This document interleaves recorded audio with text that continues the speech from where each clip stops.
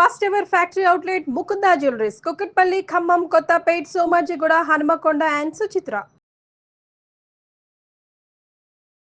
అందరికీ నమస్కారం. నా పేరు మాధురి. ఈ నెల 29న అమావాస్య, దాంతోపాటు షడ్గ్రహ కూటమి, అలాగే సూర్యగ్రహణం, అలాగే శని మీనరాశిలోకి ప్రవేశించడం. మరి దీని ద్వారా ఏ రాసుల వారికి ఎలాంటి ప్రభావం రాబోతుంది, అలాగే బాగా లేనటువంటి రాసుల వారు ఎలాంటి జాగ్రత్తలు, ఎలాంటి పరిహారాలు తీసుకుంటే అంతా శుభసూచకంగా ఉంటుంది. దీనికి సంబంధించి మనకి కూలంకషంగా తెలియజేయడానికి మనతో పాటు ఉన్నారు ప్రముఖ జ్యోతిష్య పండితులు బ్రహ్మశ్రీ నందిబట్ల శ్రీహరి శర్మ గురువు గారు. నమస్కారం గురువు గారు.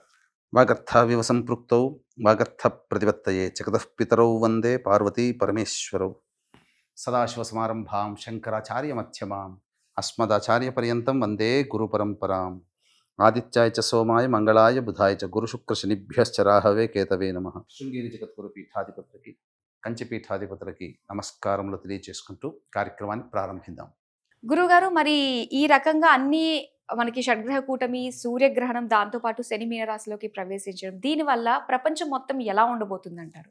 ప్రధానంగా మనకు బృహత్ పరాశర హోరాశాస్త్రం కానీ, బృహత్ సంహిత ద్వారా కానీ, అలాగే దైవ కాలజ్ఞానం అయినటువంటి ఈ యొక్క సంబంధించినటువంటి గ్రంథాల ద్వారా మనకు కొన్ని గ్రహాల కలయిక అనేటువంటిది, కొన్ని మార్పులు చేర్పులు అనేటువంటివి జరుగుతాయి.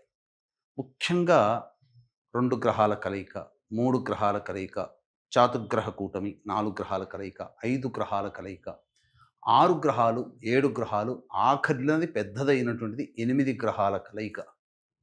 ఉదాహరణకి మీకు తెలియచేస్తాను. ప్రపంచాన్ని గడగడలాడించి నరరూప రాక్షసుడైనటువంటి Genghis Khan, Mongolia దేశస్థుడు. Genghis Khan జాతకంలో అష్టగ్రహ కూటమి ఉన్నప్పుడు జన్మించడం జరిగింది. తద్వారా ప్రపంచ వినాశనానికి ఒక కారణభూతుడయ్యాడు, రాజ్యదాహానికి. ఇక మనం గమనించుకున్నట్లయితే కొన్ని గ్రహ కూటములు అనేటువంటివి, కొన్ని పరిణామాలు అంతరిక్షంలో ఏర్పడుతున్నప్పుడు భూమి మీద కొన్ని విపత్తులు అనేటువంటివి కొన్ని ఏర్పడడానికి సంకేతము గ్రహ కూటములు అని చెప్పడం జరిగింది. ఇక పంచగ్రహ కూటమి అనేటువంటిది ఏర్పడినప్పుడు ఏమవుతుంది? ప్రధానముగా పరిపాలకులకి ఇబ్బందికర పరిస్థితులు అనేటువంటివి ఏర్పడతాయి.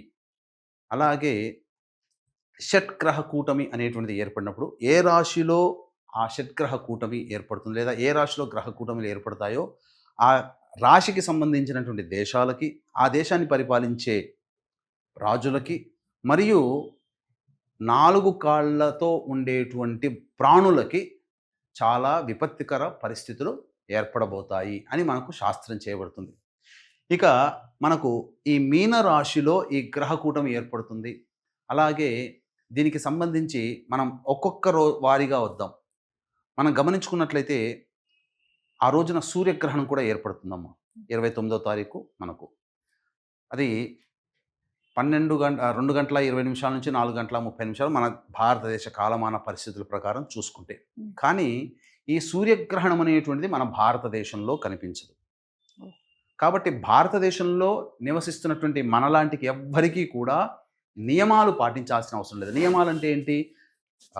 ఇల్లు కడుక్కోవడము, పట్టు స్నానము, విడుపు స్నానం చేయడము, పూజలు చేసుకోవడము, అలాగే ఆహార పదార్థాలు అన్ని దర్భపులను వేసుకోవడము, ఇలాంటివి, దేవతా విగ్రహాలు కడుక్కోవడము, పూజా మందిరం, ఇలాంటివి అవేవి మనం పాటించాల్సిన అవసరం లేదు. నియమాలు అంటారు. కానీ ఈ గ్రహణ ప్రభావం అంతరిక్షంలో ఎక్కడ ఏర్పడుతున్నా ఈ గ్రహణం అనేటువంటిది ఎవరికి జరుగుతుంది? సూర్యుడికి, చంద్రుడికి గ్రహణం ఏర్పడుతుంది. అంటే ప్రపంచానికి సూర్యుడు, చంద్రుడు ఒక్కరే కదా. అటువంటప్పుడు ఆ గ్రహణ ప్రభావం ఏర్పడుతుందో ఆ సందర్భంగా కొన్ని ఏ రాశులలో గ్రహణం ఏర్పడుతుందో ఆ రాశులకి బేస్ చేసుకొని కొన్ని రాశుల వారికి మంచి, కొన్ని రాశుల వారికి చెడు అనేది ప్రపంచవ్యాప్తంగా ఉంటుంది. అందరూ చాలా అనుకునే తప్పేందంటే, అజ్ఞానంతో అనుకున్నటువంటి తప్పేందంటే, మన భారతదేశంలో కనబడదు కాబట్టి మనకేమీ ఉండదు అని అంటారు. నియమాలు పాటించాల్సిన అవసరం లేదు. కానీ భారతదేశమే కాదు, ప్రపంచవ్యాప్తంగా ఇప్పుడు ఏ రాశుల్లో మంచి ఉంటే ఆ రాశుల వాళ్ళకి మంచి, ప్రపంచవ్యాప్తంగా ఏ రాశులలో ఇబ్బంది ఉంటే ఆ ఇబ్బంది అనేది కలుగుతుంది. ఇది సర్వసాధారణం. మానవుల జీవితాల్లో మంచి చెడు అనేటువంటిది సర్వసాధారణం. ఎప్పుడు తీపి వస్తువులు తీసుకుంటే 6 నెలల్లో శరీరం పాడైపోతుంది. ఎప్పుడు కారం వస్తువులే తీసుకుంటే 6 నెలల్లో శరీరం కృషించిపోతుంది. అట్లాగే ఇక్కడ ఎప్పుడు మంచి, ఎప్పుడు చెడు ఉండదు. కాకపోతే ఇలాంటి గ్రహణ సందర్భాలు కొన్ని అనేటువంటి అంతరిక్షంలో ఏర్పడుతున్నప్పుడు, గ్రహకూటములు ఏర్పడుతున్నప్పుడు అక్కడ జరిగేటువంటిది ఏంటంటే చెడు జరగాల్సిన దాంట్లో ఎక్కువగా చెడు జరగడం, మంచి జరిగే దాంట్లో ఎక్కువగా మంచి జరగడం జరుగుతుంది. ఇక అది మీనరాశిలో ఏర్పడుతుంది. అయితే ఇక్కడ మనం గమనించాల్సింది ఏంటంటే ఈ మీనరాశిలో ఈ షడ్గ్రహ కూటమిలో రవిగ్రహం లేకుండా ఉంటే మహాదారుణమైనటువంటి పరిస్థితులను ఎదుర్కోవాల్సిన పరిస్థితి వచ్చేది. రవి అక్కడ ఉండడం సేఫ్. ఇక ప్రధానంగా మనకు శాస్త్రంలో ఏం చెప్పబడి ఉంది, ఏ రాశిలో గ్రహణం ఏర్పడుతుందో ఆ రాశినాథుడు నైసర్గిక శుభుడైతే ప్రమాద తీవ్రత తక్కువగా ఉంటుంది. అంటే ఈ శుభగ్రహాలు పాపగ్రహాలు నైసర్గిక శుభగ్రహము గురువు కాబట్టి ఇక్కడ తెలిసిపోతుంది రవి ఉన్నాడు, కొంత తగ్గుతుంది శాతం ప్రమాద తీవ్రత. అలాగే గురువు నైసర్గిక శుభుడు, ఆ శాతం కూడా కొంత తగ్గుతుంది. ఇక ముఖ్యంగా చూసుకుంటే ప్రధానంగా ఈ 6 గ్రహాలలో చంద్రుడు అస్తంగత దోషం చెంది ఉన్నాడు, బుధుడు వక్రీకరించి ఉన్నాడు, ఆల్రెడీ రాహు వక్రీగానే ఉంటాడు, శుక్రుడు అస్తంగత దోషం చెంది ఉన్నాడు. దీనివల్ల ఏమైపోతుంది, ప్రధానంగా కనబడడానికి 6 గ్రహాలే కానీ బుధుడు, రాహువు, శుక్రుడు, చంద్రుడు 4 గ్రహాల బలము తగ్గిపోయింది. ఓకే.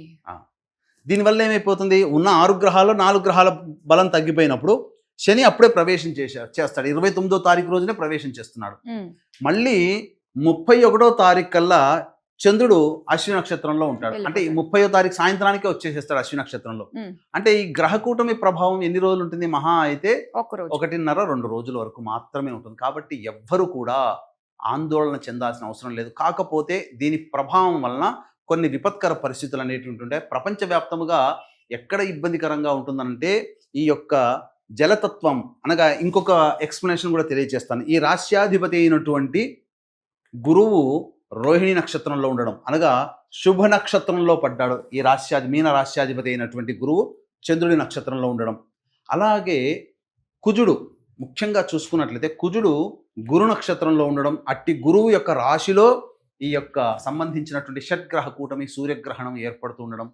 అంతేకాకుండా ఇది జలతత్వాన్ని సూచిస్తుంది కాబట్టి కుజుడికి జలతత్వానికి సంబంధించినటువంటిది వాయుతత్వము, జలతత్వము, కుజుడు ఉండడం వల్ల అగ్నితత్వం. అంటే ఏమైపోయింది, ఒక భూతత్వం తప్ప జలతత్వం యాడ్ అయింది, అలాగే వాయుతత్వం యాడ్ అయింది, అగ్నితత్వం యాడ్ అయిపోయింది. అంటే ఏంటి, సముద్రము లోపల ఎక్కడో 1000 కిలోమీటర్ల కింద అగ్నిపర్వతములు బ్రద్దలయ్యే అవకాశం ఉంటుంది. అంతేకాకుండా కుజుడు భూతత్వానికి కారకుడు, అలాగే అగ్నితత్వానికి కూడా కారకుడు కాబట్టి భూప్రకంపనలు అంటే భూకంపాలు పెరిగేటువంటి అవకాశం మనం చూస్తూనే ఉన్నాం. మనకు జమ్మూ కాశ్మీర్లో కూడా 5.2 రిక్టర్ స్కేల్తో భూకంపం ఏర్పడింది ఒక 4-5 రోజుల కిందట. అంతేకాకుండా ఈ రాశిని సూచించేటువంటి దేశాలు America, Canada, Denmark, Mexico, Antarctica ocean సంబంధించినటువంటి దేశాలు. కాబట్టి విపత్తు అమెరికా ఎక్కువగా ఉంటుంది. కారణం ఏంటంటే చంద్రగ్రహణము మరియు సూర్యగ్రహణానికి విక్టిమ్ దేశం ఏదయ్యా అంటే అమెరికా. ఎందుకంటే ఈ 2 గ్రహణాలు అమెరికా దేశంలో కనిపిస్తున్నాయి. ఆల్రెడీ చంద్రగ్రహణం అయిపోయింది కాబట్టి దీని తత్వంగా అమెరికా నగరంలో యుద్ధ వాతావరణం కానీ, భయోత్పాతాలు కానీ, అమెరికా పరిపాలించే నాయకుడికి కానీ, అమెరికా వల్ల ప్రపంచంలో ఇతర దేశాల వాళ్ళకి కానీ ఇబ్బందులు ఎదుర్కొంటుంటారు. ఇది చెప్పదగినటువంటిది. కాబట్టి ఇప్పుడు మనం చూసినట్లయితే అనేక జలచర జీవులు ఒడ్డు మీదకి వస్తున్నాయి. కనబడినటువంటి వింత జీవులు ఇప్పుడు కనబడుతున్నాయి. అంటే ఎక్కడో నీటి లోపల ఉండాల్సిన జీవులు పైకి వస్తున్నాయి అని అంటే నీటి లోపల ఏదో అలజడి జరగబోతుంది. సునామీలు రావచ్చు, భూకంప తీవ్రతలు రావచ్చు, ఇవన్నీ జరిగే అవకాశం ఉంటుంది. ఇది మనము కొట్టి పారేయవలసినటువంటి అవసరం లేనటువంటి చర్చ. ఎందుకనంటే ఖచ్చితంగా ఈ గ్రహకూటమి మనం జ్యోతిష శాస్త్రం ద్వారా మనం తెలుసుకుంటాం, అదే సైంటిస్టులు రీసెర్చ్ చేసి తెలుసుకుంటారు.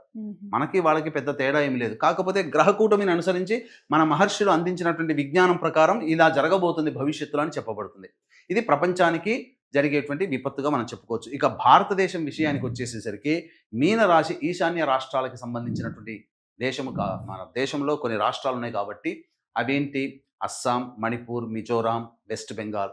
ఈ యొక్క రాష్ట్రాలలో ఈ రాష్ట్రాన్ని పరిపాలించే నాయకులకు కానీ, రాష్ట్రంలో ఉన్నటువంటి ప్రజలకు కానీ ఈ రాష్ట్రాల్లో కొంత విపత్కర పరిస్థితులు అనేటువంటివి ఉంటాయి, తీవ్రవాద సమస్యలు ఉంటాయి. ప్రధానంగా ఈ యొక్క శని మారడం చేత శని సామూహిక మారణాలకి కారకుడు అవుతాడు. అందుకని ఎక్కువగా బాంబ్ బ్లాస్ట్ జరిగినా, ఎక్కువగా భూకంపాలు జరిగినా, ఎక్కువగా సునామీ ప్రభావాలు వచ్చినా, ఎక్కువగా ప్రకృతి విపత్తులు అనేటువంటి జరిగినా అవన్నీ కూడా శనివారం నాడే ఎక్కువగా జరుగుతున్నటువంటి సంఘటనలు. కాబట్టి 29వ తారీఖు రోజున శనివారం అయింది. శని ఉత్తరాభాద్ర నక్షత్రంలోకి పూర్వభాద్ర నక్షత్రంలోకి ప్రవేశం చేస్తున్నాడు. కాబట్టి ఈ సందర్భంగా ఉత్తరాభాద్ర నక్షత్రము శని నక్షత్రంలోనే గ్రహణం ఏర్పడుతుంది. ఇన్ని కారణాల వల్ల జాగ్రత్తలుగా ఉండాలి. అంటే ఏంటి? ప్రధానంగా దేవతా అనుగ్రహాన్ని పొందే ప్రయత్నం చేసుకుంటే చాలా మేలు జరుగుతుంది. ఇష్టదేవత ఆరాధన, అలాగే ప్రతి వాళ్ళు కూడా వీక్షించేటువంటి సుమన్ టీవీ ప్రేక్షకులు ప్రతి వాళ్ళు కూడా దేవతా అనుగ్రహాన్ని పొందే ప్రయత్నం చేయాలి. కాబట్టి ఇట్టి దేవతా అనుగ్రహం మీ వంతు ప్రయత్నంగా మీరు చేయడం. ఎందుకనంటే ఏ సమస్యకైనా పరిష్కార మార్గాలు 2 ఉంటాయి. ఒకటి మానవ పరిష్కారం, 2 దైవ పరిష్కారం. మానవ పరిష్కారంగా మీరు ఇష్టదేవత ఆరాధనని కుటుంబ సభ్యులందరూ కూడా ఈ యొక్క గ్రహణ ప్రభావం అనగా శని మార్పు చెందుతున్నటువంటి రోజు అనగా ఉగాది నుంచి లెక్క వేసుకొని చైత్ర వైశాఖ మాసంలో 2 నెలల పాటు ఖచ్చితంగా మీరు ఇష్టదేవత ఆరాధన ప్రతి నిత్యము కుటుంబ సభ్యులందరూ చేయవలసినది. అలాగే మంత్ర పరిష్కారంలో భాగంగా బ్రాహ్మణుల చేత మనం చేయించుకునేటువంటిది. కాబట్టి ఇట్టి మంత్ర పరిష్కారంలో భాగంగా అందరికీ అందుబాటులో ఉండే విధంగా ఈ యొక్క షట్గ్రహ కూటమి, సూర్యగ్రహణము, అమావాస్య, శని మార్పు చెందుతున్నటువంటి కారణం చేత అంతరిక్షల దేవతలు అనగా దశమహావిద్యల యొక్క సహాయం తీసుకోవడం. అందులో భాగంగా ప్రత్యంగిర హోమము, బగలాముఖి హోమము, రాజశ్యామల హోమము, వారాహి హోమము, ధూమవతి హోమము, కాలభైరవ హోమము, మృత్యుంజయ హోమాలతో పాటుగా విద్య, వివాహ, ఉద్యోగ, దాంపత్య, అనారోగ్య సమస్యల నివారణకి విశేషమైనటువంటి సర్వదోష నివారణ పూజలు, హోమాలు అనేటువంటివి చేయించడం జరుగుతుంది. అవకాశం ఉన్న వాళ్ళు కార్యక్రమ తదనంతరం కాంటాక్ట్ చేసి ఈ కార్యక్రమంలో సభ్యులుగా నమోదు చేసుకోవచ్చు. తప్పకుండా దేవతానుగ్రహం కలుగుతుంది. అంతరిక్ష దేవతల యొక్క అనుగ్రహం ఈసారి రావాలి. ఎందుకనంటే చాలా బలవత్తరమైనటువంటి సమయము. ఆ సమయంలో గ్రహాలు మనకు కీడు, కొంతమందికి కీడు, కానీ ఆ కీడులో నెగిటివ్లో కూడా మంచి. ఎందుకనంటే ఒక చాకుని మంచికి ఉపయోగించవచ్చు, కూరగాయలు కట్ చేసుకోవచ్చు. అదే చాకుని మారణ హోమానికి కూడా వాడవచ్చు. కాబట్టి చెడుగా అందరూ చెప్తున్నటువంటి ఇట్టి షట్గ్రహ కూటమిని మంచిగా మనం ఆ గ్రహాలు ఇచ్చేటువంటి శుభ ఫలితాలని ఒడిసి పట్టుకోవడం అనేటువంటిది 2 నెలల పాటు మీరు మీ ఇంట్లో ప్రతి నిత్యము కూడా దేవతా ఆరాధన చేసుకోవడము, అలాగే ప్రతి నిత్యము కూడా దేవతా ఆరాధనతో పాటు ఇటువంటి దైవ కార్యక్రమాలు అనగా మన పీఠమాధ్యంలో జరిగే కార్యక్రమంలో మీకు ఇష్టం ఉంటే నమోదు చేసుకోవచ్చు. దైవానుగ్రహాన్ని పొంది తరించవచ్చు. గురుగారు, షడ్గ్రహ కూటమి గురించి అలాగే సూర్యగ్రహణానికి సంబంధించి ప్రపంచ వ్యాప్తంగా ఇలాంటి విపత్తు నుంచి బయటపడడానికి ఎలాంటి సులువైన మార్గాలు మనం పాటిస్తే మంచిదా అన్న విషయాలు చాలా చక్కగా తెలియజేసినందుకు ధన్యవాదాలండి. సర్వం శ్రీ ఉమామహేశ్వర పరబ్రహ్మార్పణమస్తు.